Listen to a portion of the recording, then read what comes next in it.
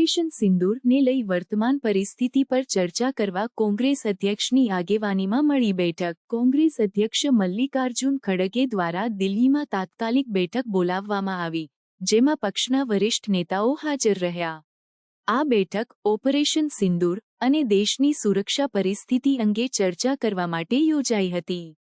આ બેઠકમાં કોંગ્રેસના મુખ્ય નેતાઓએ સરકારના પગલાંનો અને આંતરરાષ્ટ્રીય પ્રતિક્રિયાઓ પર વિચાર વિમર્શ કર્યો.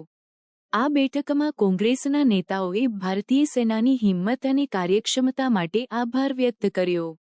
કોંગ્રેસે સ્પષ્ટ કર્યું કે તે ભારતની રાષ્ટ્રીય સુરક્ષા નીતિ સાથે સંપૂર્ણપણે એકમત છે અને આતંકવાદ સામે શૂન્ય સહનશીલતા રાખે છે.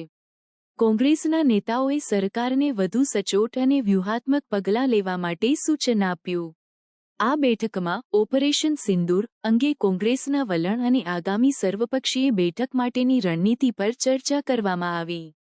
કોંગ્રેસે સ્પષ્ટ કર્યું કે તે આતંકવાદ સામે લડવા માટે સરકારને સંપૂર્ણ ટેકો આપે છે, પરંતુ દ્વિપક્ષીય સંબંધો અને આંતરરાષ્ટ્રીય રાજકારણને ધ્યાનમાં રાખીને આગળ વધવું જરૂરી છે.